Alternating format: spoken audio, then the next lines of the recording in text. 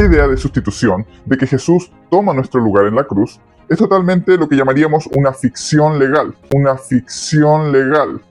No existe la idea de que alguien toma el puesto del acusado para recibir su condena. Esto nunca se aceptaría como un pago correcto. Vamos a ver si el sacrificio de Cristo, como ellos dicen, es una ficción legal. Y no solo el sacrificio, porque ellos lo que intentan negar no es tanto el sacrificio. Ellos van a poder aprobar el sacrificio, pero ellos van a negar que Dios satisfizo su justicia en Cristo. Eso es lo que ellos quieren negar. Cuando estos hombres intentan decir que la doctrina de la sustitución penal es una ficción legal, se refieren a lo siguiente. Una ficción legal es un concepto jurídico en el cual la ley asume como verdadero algo que no lo es completamente en realidad.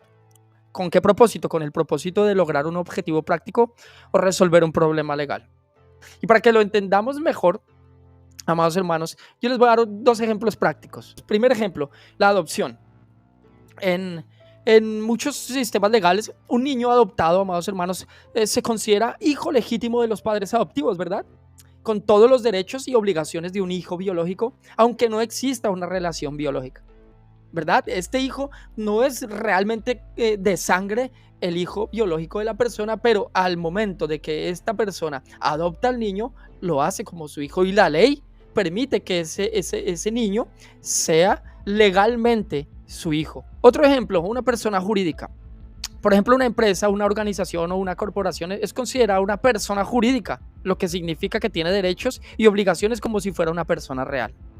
Por ejemplo, como persona la empresa puede firmar contratos, puede ser demandada, puede pagar impuestos e incluso poseer propiedades, aunque no sea una persona física. Entonces, entendiendo lo que es una ficción legal, vamos a ver si realmente el sacrificio sustitutivo y la satisfacción de la justicia de Dios en Cristo es algo que se puede tomar como esto, como algo ficticio.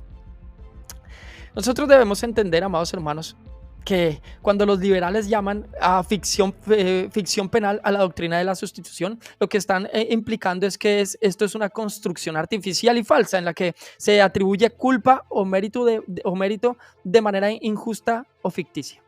O sea, el castigo de Dios sobre Cristo era algo ficticio, no podía hacer eso. ¿Por qué? Porque sería arbitrario, sería injusto. ¿Cómo un Padre tan amoroso, cómo un Dios tan lleno de amor que se nos presenta en la Biblia, cómo va a castigar a su Hijo en una cruz? Es imposible que un Dios de amor, un Dios tan benévolo, un Dios tan benevolente castigue a su Hijo en una cruz. Así que básicamente están insinuando que la justicia de Dios en Cristo es algo injusto y arbitrario y que no aplica en el decreto de Dios porque es incoherente. Pero vamos a ver si es coherente o no, o si la justicia divina es igual a la de los hombres. Nosotros debemos entender que la justicia de los hombres no es la misma justicia de Dios, porque la justicia divina es trascendente y es perfecta. Precisamente el principio es como la ficción legal, precisamente se da porque nosotros en nuestras imperfecciones no podemos tener una justicia trascendente y perfecta. De hecho, nuestra justicia necesita de estas estipulaciones de la ley precisamente porque no es perfecta. Pero en Dios no sucede así, porque la justicia divina de Dios es perfecta, es trascendente. Por ejemplo, nosotros encontramos en Deuteronomio capítulo 32, versículo 4, que Moisés cita: Él es la roca, cuya obra es perfecta, porque todos sus caminos son rectitud. Es un Dios de verdad y sin ninguna iniquidad en él. Es justo y recto. Nosotros no debemos crear en nuestras mentes a un Dios a nuestra imagen y semejanza, porque eso es un error. Ese es el error grande de la teología liberal, que ellos crean a su Dios a la imagen y semejanza del hombre. Por ejemplo, les estoy dando un ejemplo muy claro aquí: la justicia. Ellos equiparan la justicia de Dios y el trono y el juez que es Dios a un trono y a una justicia y a un juez humano. No se puede equiparar, porque la justicia de Dios es divina, es perfecta. Mientras que nuestra justicia como hombres tiene imperfecciones porque somos criaturas falibles. Y es por eso que necesitamos aludir a cosas como la ficción legal, precisamente. Entendamos, la justicia de Dios no es la misma justicia de los hombres. No podemos hacer a Dios como uno de nosotros. Él es diferente, Él es santo, Él trasciende, su justicia es perfecta, es divina, es majestuosa, diferente a la de nosotros. En el ámbito legal humano, por ejemplo, y aquí ahora voy a referirme un poco a la coherencia del sacrificio de Cristo con la justicia divina.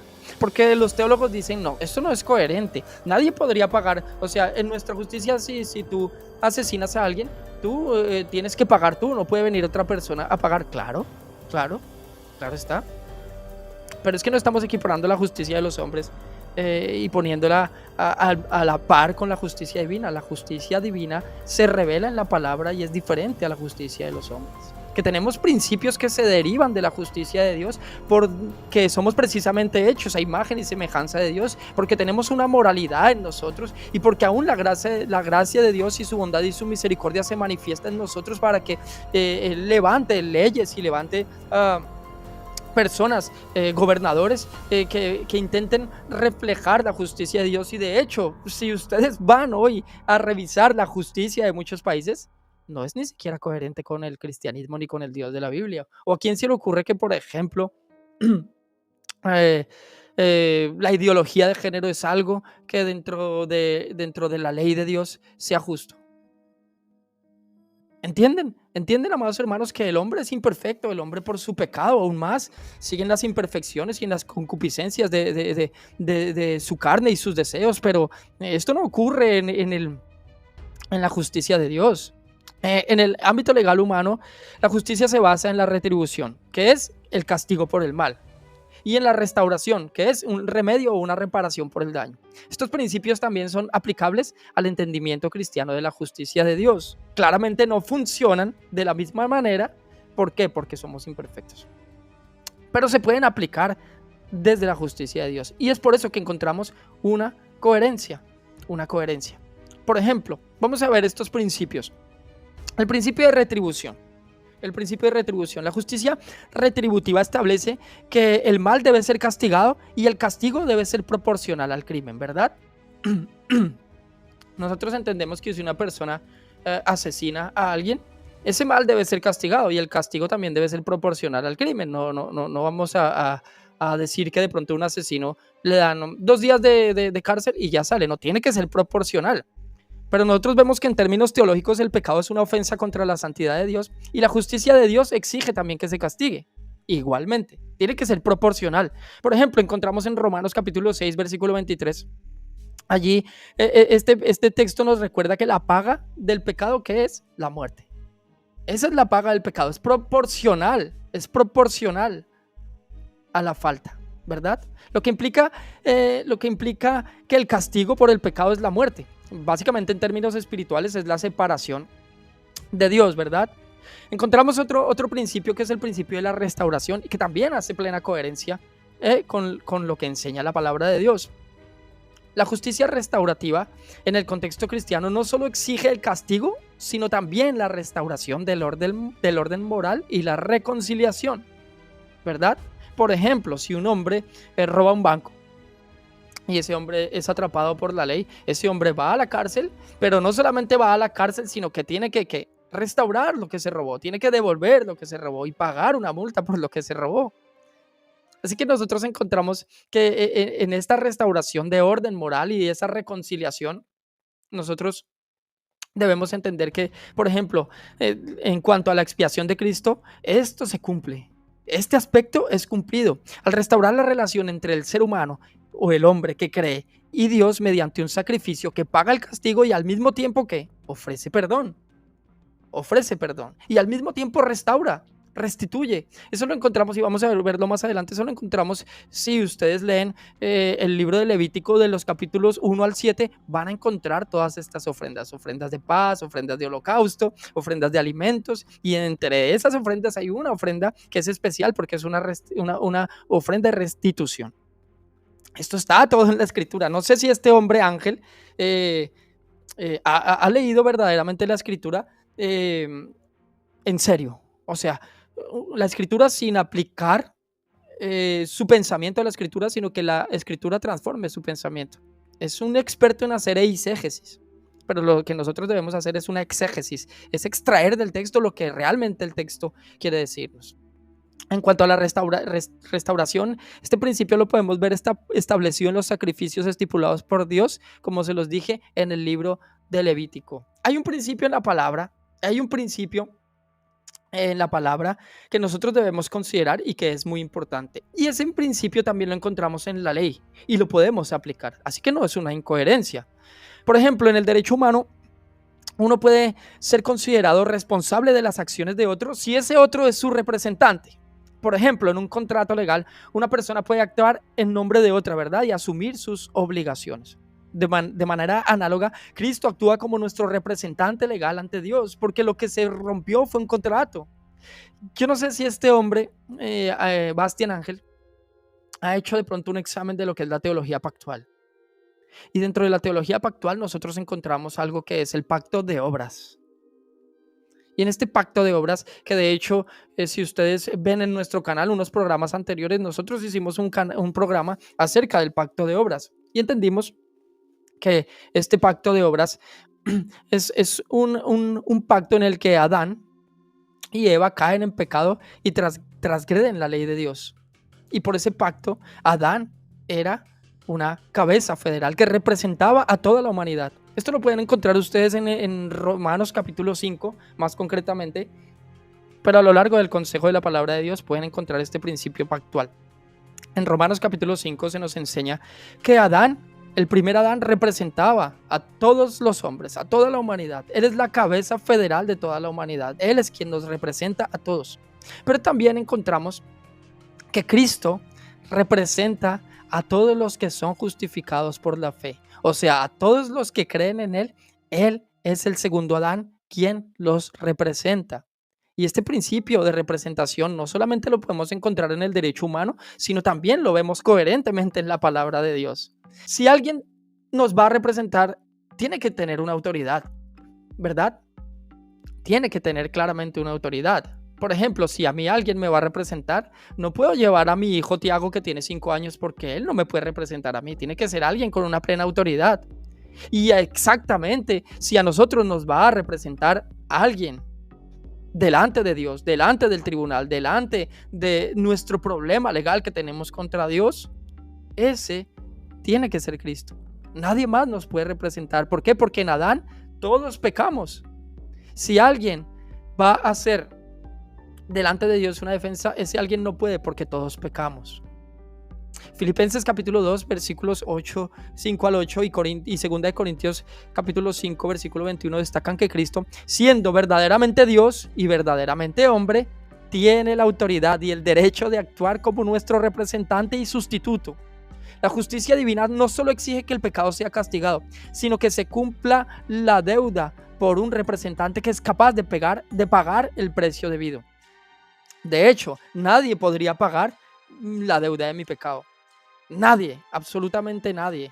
¿Por qué? Porque si alguien me va a representar, también es pecador y tendría que pagar por su pecado. Por eso es que Cristo nos puede representar, porque la Biblia dice que Cristo no tenía pecado. Él nos puede representar porque Él es puro y Él es verdaderamente hombre. Solo Cristo, siendo verdaderamente hombre, siendo verdaderamente Dios, podría representarnos. Jesús, al ser perfecto y sin pecado, es el único que puede ofrecer esa sustitución. Así que vemos una clara coherencia entre el derecho humano y la justicia divina. Hay una clara coherencia, aunque no son exactamente, amados hermanos, no podemos equiparar, como bien lo dije, no son exactamente ni siquiera similares, amados hermanos. La justicia de Dios es perfecta. Por eso la representación que tenemos nosotros los hombres en Cristo es legítima y es justa, y esto es importante porque tiene que ser legítima y justa. Estos teólogos liberales que dicen que como es una ficción legal, eso no es legítimo y tampoco es justo, pero nosotros vemos que en la palabra de Dios, Dios es presentado como justo y al mismo tiempo como misericordioso. O sea que Dios, que su justicia requiere que el pecado sea castigado, mientras que por su misericordia proporciona un sustituto para llevar ese castigo. Eso es espectacular, amados hermanos. Esto es espectacular. Esto es el centro del corazón del Evangelio. Es el centro del corazón del Evangelio y es en esto que nosotros debemos gozarnos. Por ejemplo, Éxodo capítulo 34, versículos 6 y 7 dice lo siguiente: Jehová, fuerte, misericordioso y piadoso, tardo para la ira y grande en misericordia y verdad, que guarda misericordia a millares, que perdona la iniquidad, la rebelión y el pecado, pero escuchen bien, y que de ningún modo tendrá por inocente al malvado. ¿Cómo puede ser que Él perdona la iniquidad, pero que al mismo tiempo de ningún modo tiene por inocente al malvado? ¿Cómo puede ser eso? ¿Cómo puede ser? ¿Se han puesto a pensar, amados hermanos, cómo puede ser que Él perdona la iniquidad, la rebelión y el pecado, pero que al mismo tiempo no tiene por inocente a ninguno? ¿Saben qué, amados hermanos? Por eso podemos decir, gloria a Dios, aleluya, sea el nombre de Cristo exaltado, porque es en Cristo que esto puede ser. Su justicia se satisface en Cristo, en el sacrificio de Cristo. Y no tendrá por inocente al malvado. Este hombre va a enseñar más adelante y se los voy a mostrar que Dios simplemente, pecan contra él y a él no le importa, a él se le olvida y ya pasó. Que no hay una justicia retributiva sobre ese pecado, no pasa nada, ya con la obra de Cristo en la cruz, ya pasó, ya no importa, él no tiene que hacer justicia. Entonces por eso es que Dios no puede ser ese Dios malvado que castigue a su Hijo Jesús. Amados hermanos, hay que tener cuidado con la teología liberal, de verdad. Esta gente es muy sutil en sus enseñanzas. Si bien los sistemas legales humanos tienen limitaciones, como se los venía diciendo, amados hermanos, el marco legal divino es perfecto y no arbitrario. Dios establece su justicia de manera coherente con su carácter. Eso es importante, porque eso es lo que hace legítimo la representación de Cristo, que tiene que ser coherente con su carácter. Estos teólogos liberales buscan coherencia con nuestro sistema de derecho, con nuestro sistema de justicia, pero no van a encontrar ninguna coherencia, precisamente porque no hay una coherencia, precisamente por las imperfecciones, es que se genera la ficción legal. Pero en Cristo, en Dios no pasa eso, porque su justicia es coherente con su carácter. Dios es santo y es justo de manera perfecta, de manera perfecta. Por eso es que es legítimo. Y por eso es que entendemos que la sustitución penal es consistente. ¿Por qué? Porque el pecado tiene consecuencias legales. Claramente es un problema legal que tenemos delante de Dios. Y así lo cita Pablo en la palabra de Dios. Es un problema legal con Dios. Y por causa del pecado hay consecuencias legales y espirituales, y Cristo fue receptor de estas consecuencias como representante legítimo, no un representante ficticio, porque el pecado es un problema legal y no es un problema ficticio. La justicia de Dios es una justicia perfecta y no es una justicia ficticia. La representación de Cristo es una representación verdadera, legítima y justa, y no es ficticia. Así que toma tu pacatazo, señor liberal. Vete con tus mentiras a otro lado, deja de engañar a las personas, deja de engañar a la gente y entiende que hay que ser coherente con la palabra de Dios y entender que nosotros no somos quienes dictamos la doctrina de acuerdo a nuestros apetitos, de acuerdo a nuestra forma de ver las cosas, sino que es de acuerdo al carácter de Dios, de acuerdo a la revelación de Dios, de acuerdo a la palabra de Dios y de acuerdo a la obra de Cristo, porque es por Cristo quien sufrió la cruz, sufrió la muerte y el castigo por el pecado nuestro, que nosotros tenemos salvación.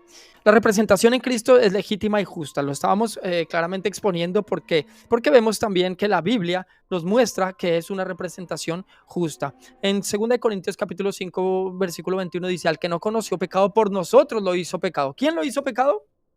El Padre. Para que nosotros fuésemos hechos justicia de Dios en él. Estamos hablando de la justicia de Dios. Romanos capítulo 3, versículos 25 y 26. A quien Dios puso, ¿quién? Dios puso como propiciación por medio de la fe en su sangre para manifestar su justicia. Y si alguien, ojalá algún día pudiese hacerle llegar este video a este hombre, Bastián Ángel, a este liberal. Ojalá y rogamos al Señor que por su misericordia Él pueda abrir los ojos y entender que le conviene muchísimo saber y le conviene aceptar que Dios castigó el pecado en su Hijo Jesús.